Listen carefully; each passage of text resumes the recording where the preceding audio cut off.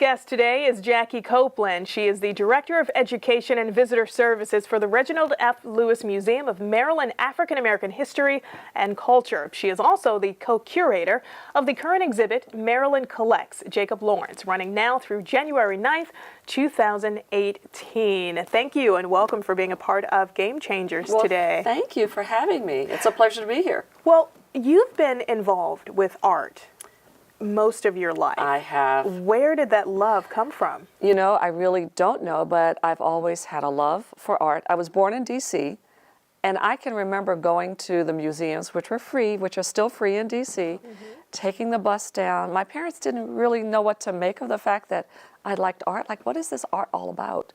But I would go. So I've always had a love of art. Now, was it more of, you wanted to become an artist yourself, or was it more of the art history, understanding art? Yes, I kind of knew that I was not artist material.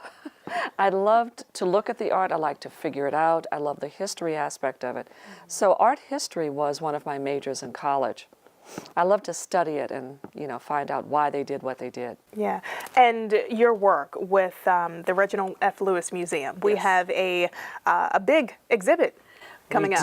We do, yes. We have an exhibit called Maryland Collects Jacob Lawrence. It's a beautiful exhibition. We were able to reach out to collectors in Maryland, throughout the Maryland area, and they loaned us their works, their Jacob Lawrence works, and we assembled 50 works of his and put it in an exhibition. It's really beautiful and remarkable to see all of his work in one space. Colorful, just beautiful. Now, we are coming up on what would be his 100th birthday. Yes. Yeah, his birthday. And that was one of the things that motivated us to have the exhibition, because he was born in 1917, and 2017 is the 100th anniversary of his birth. So we thought there was synergy there and a good reason to have, Jacob Lawrence work on view. So what is it that attracted you to Jacob Lawrence? Why have him be featured? Well, I think what attracted me and the curator, Charles Bethea, to have Jacob Lawrence was the fact that it was a historic event. It would have been his 100th birthday. So we wanted to have the exhibition at that time. And we knew that there were lots of collectors in and around Maryland who had his work, because he was one and is one of the most famous 20th century artists. We say 20th century African American artist, but really 20th century American artist. And, an interesting fact about him is that when he was just 23 years old, he gained national recognition for something he did on cardboard. Amazing. Not quite cardboard, but wood panels, and they're small. They're like this big. And a remarkable thing for someone so young, but he did 60 panels, and his most famous series called the Migration series. It was so important that two owners of museums wanted the whole series. They couldn't agree. So Alfred Barr from the Museum of Modern Art in New York, I'll take half, 30 panels. Duncan Phillips from the Phillips Collection said, I'll take half. So 30 there, and sometimes all 60 will come together. And that's when you need to go and see all 60 panels together. He was famous instantly. Yeah, which explains why the Reginald F. Lewis Museum wants to highlight his work. Absolutely. And what he did and what he meant and stories that he was trying to tell. And that was important for the Baltimore community, because yes, he lived in Harlem. He lived in New York, but the things that he cared about, the African American community, the subjects that he cared about, family and community, resonate with Baltimore as well, resonates with any urban city. So, that's why we wanted to have the exhibition here. Yeah, and many people know Baltimore is well known for being an arts community. It's amazing. I returned to the East Coast in 2000. To work at another museum, the Walters Art Museum. And in this time, between 2000 and 2017, I've been amazed at the rise in the arts and culture scene in Baltimore. It's truly amazing that artists are really finding their voice. Yeah. Okay.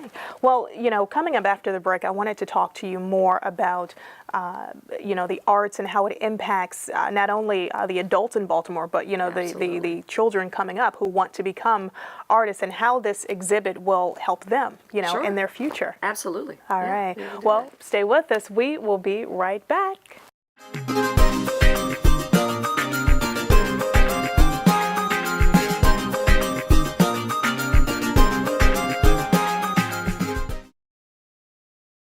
Welcome back to Game Changers with my guest, Jackie Copeland, Director of Education and Visitor Services for the Reginald F. Lewis Museum of Maryland, African American History and Culture. So, Jackie, take us on a walk of the museum. What can people expect? What they can expect is to see beautiful things, beautiful objects, beautiful art, beautiful and important historical objects in our collection. We have a permanent collection in which you can see objects pertaining to our slavery, manumission papers of slaves that were freed in the state of Maryland. It's all about Maryland history and culture. It is about the history and culture of African Americans, but it is also important for everyone, whether you're white, black, Native American, because this is our shared culture. And that's why it's important.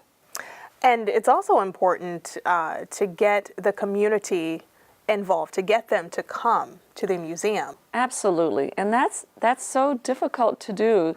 You know, it's difficult because we know we do good programs, we know we have historical objects, but the public always wants to see something new and different. So how we get the message out, and thank you for letting me be on this program, how we get the message out and let them know that we are doing important work is really important for us. That's how we get people to walk through the door. Yeah, and people walking through the door includes students as well. You all are involved in public schools as well. Absolutely, because it's so important for our school kids to understand their history.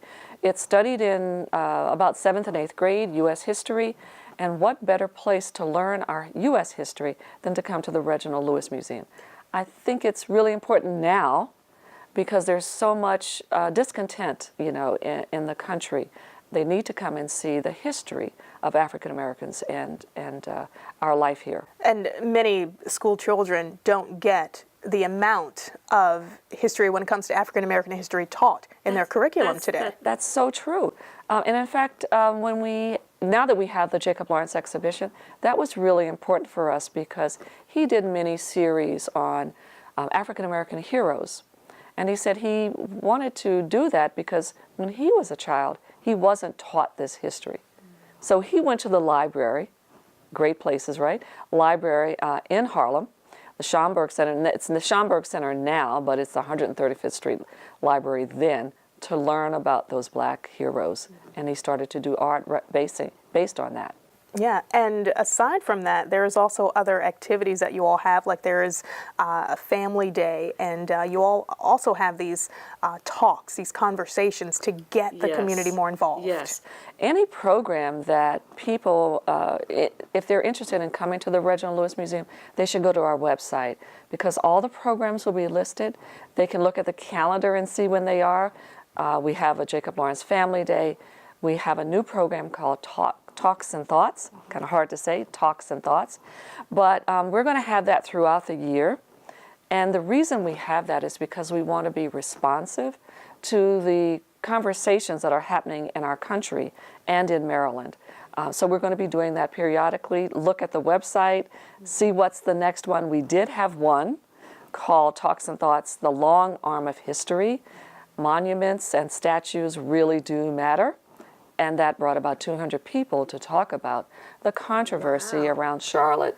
That lets you know that people are interested in when anything happens around the world, anything controversial, people want to talk about it. So this gives them the avenue to do that. That's right. And we think that the museum, the Reginald Lewis Museum, is the place to have those conversations, to convene those conversations. We want to be that place. That's our leadership role in this community. And what are some of the challenges involved with getting the word out about what the museum offers and getting people in? I know we talked about the family day and the talks that you all have, but what are some of the other challenges? Yeah, I think that if all museums could have as much money as they wanted to spend, they'd spend a lot of money on PR and marketing to get the word out. But yes, you know, and thank you for letting me be on this program to get the word out about our many great programs.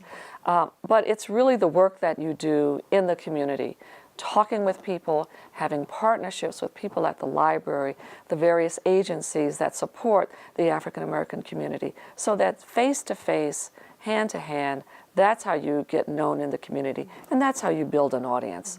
It's not easy work, and it's not, it's hard work, but it's good work. It is definitely hard work. I can only imagine. Now, we are in an area where Baltimore City is known as an arts district. Yes. But it hasn't always been, really. Yeah. I came back to the East Coast, born in D.C., came here in 2000 to work at the Walters Art Museum. Sorry, Reginald Lewis Museum, but yes, I came for that. So I've been here 17 years, and I can see the difference in the burgeoning art scene here. Art and culture, artists are even more important. And things that are made in Maryland are really important, and we hope to have some of that in our museum store, by the way.